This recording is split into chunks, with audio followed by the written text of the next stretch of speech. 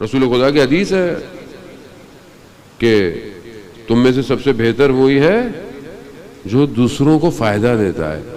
یہ سب سے آسان کام ہے جانے محترم. دوسروں کو فائدہ دو.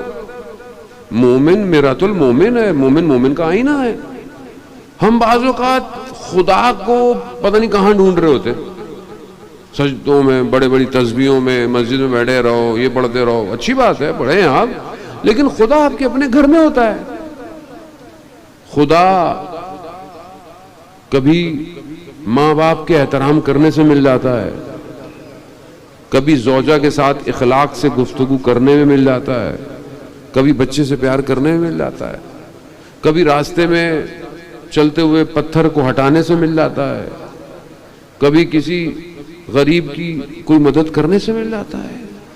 ہم امام خدا کو پتہ نہیں کہتا, خدا تو یہی ہے, ہمارے آس پاس ہے. عزیزان محترم, تذکرۃ الاولیاء کا مشہور واقعہ ہے, یعنی آپ دیکھیں کہ خدا انسان کو کتنا چاہتا ہے. ہم ہیں جس نے خدا سے منہ موڑا ہوا ہے. شخص تھا, وہ کسی پہ جیسے جوان ہے, عشق ہو گیا, لیکن اب بات نہیں بنتی تھی, تو کسی نے کہا فلانے شہر میں ایک جادوگر ہے, جیسے ہمارے یہاں عامل بابے ہوتے ہیں, لکھا ہوتا ہے پسند کی شادی اور یہ وہ جو دیواروں پہ لکھا ہوتا ہے, وہ ایسا ہوگا. وہاں پہنچ گیا, اس نے کوئی اپنا حساب کتاب کیا, اس نے بولا نہیں ہو سکتا تمہارا. کیوں؟ کہا تم نیک کام کرتے ہو. تم نیک کام؟ کہا ہاں میں تو نماز پڑھتا ہوں. کہا 40 دن تک کوئی نیکی نہیں کرنا. آپ دیکھ رہے ہیں نجاست آتی ایسے کہ جب عبادت ہٹا لی جائے. اس لیے کہتے ہیں کہ دائم الوضو رہا کرو, ہر وقت وضو میں رہا کرو. کیوں؟ کیونکہ دو فائدے ہیں, ایک رزق میں بھی اضافہ ہوتا ہے, دوسرا روحانیت میں بھی اضافہ ہوتا ہے. جب انسان وضو میں ہوتا ہے تو انسان کو شرم آتی ہے نا کہ میں نے یہ بات کیسے بول دی, میں نے نگاہ کیوں ہٹائی, کیوں؟ وضو میں ہوں میں. کتنا فائدہ ہے. اب نجاست, کہا 40 دن نہ عبادت نہ کوئی نیکی. 40 دن بعد گیا, پھر اس نے حساب کتاب لگایا, کہا نہیں تم نے کوئی نیکی کی ہے. کہا میں نے کوئی نیکی نہیں کی, میں نے کچھ بھی نہیں کیا, نہ نماز پڑھی ہے نہ کچھ کام کیا. نہیں پھر بھی سوچو. کہا میں تمہارے پاس آ رہا تھا تو رستے میں ایک پتھر پڑا ہوا تھا, میں نے کہا سائڈ پہ کر دوں, کسی کو کوئی نقصان نہ پہنچائے. وہ کھڑا ہو گیا, کہا یہاں سے چلے جاؤ. کہا 40 دن عبادت نہیں کی اور خدا تمہیں تمہارے قدموں سے بچا رہا ہے. خدا تو یہ ہے جانے محترم, خدا ہم منہ موڑ کے گھوم رہے ہیں ادھر ادھر, وہ تو اپنے بندے کا انتظار کر رہا ہے کہ یہ آئے گا کب میری بارگاہ میں, کب آئے گا. ان اللہ یحب التوابین, بے شک خدا توبہ کرنے والوں سے محبت کرتا ہے. خدا نے محبت کا اظہار اور کہیں نہیں کیا توبہ کرنے والوں کے علاوہ. یعنی یقیناً خدا محبت کرتا ہے باقی, لیکن واضح ہے کہ اگر تم پلٹ آؤ تو خدا تمہارے لیے اپنے دروازوں کو کھول کر. خدا کا دروازہ ہمارا دروازہ تھوڑی ہے. مولانا صاحب کا موبائل بند, میسج نہیں پڑھ رہے, جواب نہیں دے رہے, پبلک ناراض ہو جاتی ہے. اب کسی کو کیا پتا کہ مولانا صاحب کی بھی بہرحال مجبوریاں ہیں, لیکن نہیں, یہ خدا ہے. یہاں موبائل آن نہیں کرنا پڑتا, یہاں صرف ہاتھ اٹھانا پڑتا ہے. 24 گھنٹے آن لائن ہے اور نیٹ ورک بھی بزی نہیں ہے, نیٹ ورک بھی بزی, اور آپ کو چارج بھی نہیں ہونا پڑے گا. مسجد میں بھی آنے کی ضرورت, کہیں پہ بھی کسی بھی حالت میں اسے پکارو, وہ سن رہا ہے, سن رہا ہے. سمجھنے کی کوشش کریں. امام حسین نے اپنا سب کچھ اسی رب کے لیے قربان کیا ہے. یعنی جس کے لیے علی اکبر جیسا خوبصورت جوان قربان ہو جائے, وہ خود کیسا جمال ہوگا اس کا. یعنی کوئی تو قیمتی چیز ہے نا جس کے لیے امام حسین اتنا سرمایہ لے کر پہنچے ہیں کربلا. وہ سرمایہ کیا ہے؟ کروڑوں لوگ اربعین پہ, خدا ہم سب کو اربعین کی زیارت نصیب فرمائے.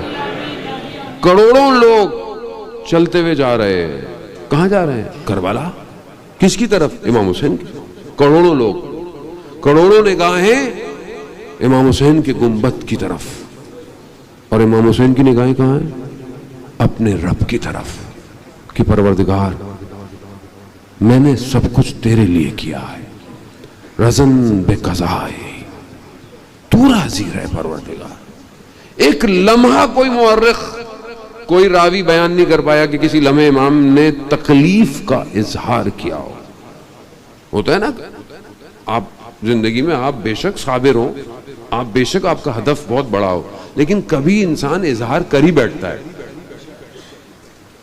ہم تو ہر چیز اپنے آپ سے دیکھیں کمپیئر کرتے ہیں, ظاہر انسان اپنے آپ سے سیکھتا ہے چیزیں. آپ بہت خیال رکھیں, بہت یوں کریں, کہیں نہ کہیں ہم پھر بھی کچھ نہ کچھ بول دیتے ہیں کہ یوں ہو گیا, یوں بٹھا دیا, یہ کر لیا, وہ کر لیا. حالانکہ لوگ جان نچھاور کرتے ہیں. کیوں؟ کیونکہ ذاکر ہے, اہل بیت کا ذکر کرنے والا ہے, لیکن کہیں نہ کہیں اظہار کر دیتا ہے آدمی.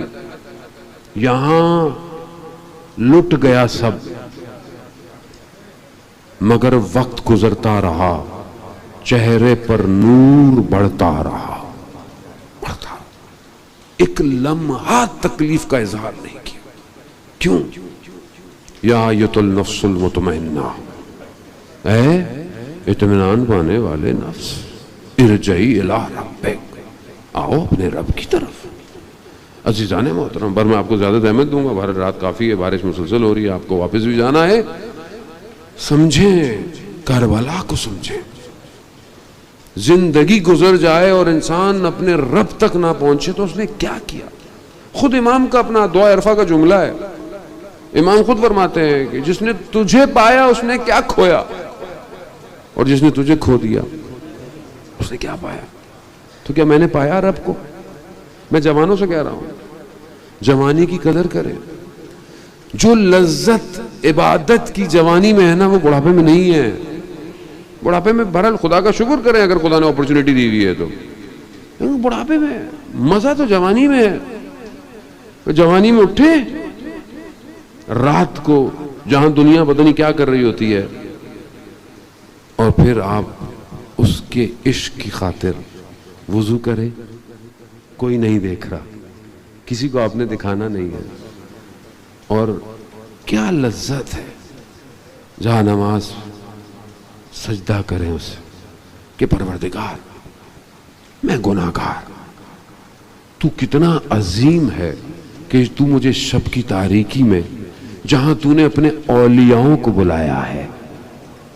وہ وقت اسی لیے امپورٹنٹ ہے کہ اللہ کے ولی عبادت کر رہے ہوتے ہیں, وقت کا امام عبادت کر رہا ہوتا ہے. اس لیے تو کہتے ہیں کہ ہمارا سلام ہو اس وقت کہ جب آپ رکوع کی حالت میں ہیں, ہمارا سلام ہو کہ جب آپ سجدے کی حالت میں ہیں. خوب امام کی آپ سوچیں کہ آپ کی ہماری کوئی حیثیت نہیں ہے, ہماری کیا دعا جائے گی اور کیا عبادت, لیکن اس وقت زمین سے نور اٹھ رہا ہوتا ہے عرش الہی کی طرف. کون؟ اللہ کے ولیوں کا. کہیں چھوٹی سی آپ کی بھی چیز خدا کی بارگاہ میں چلی جائے گی. عزیزان محترم, ممکن اللہم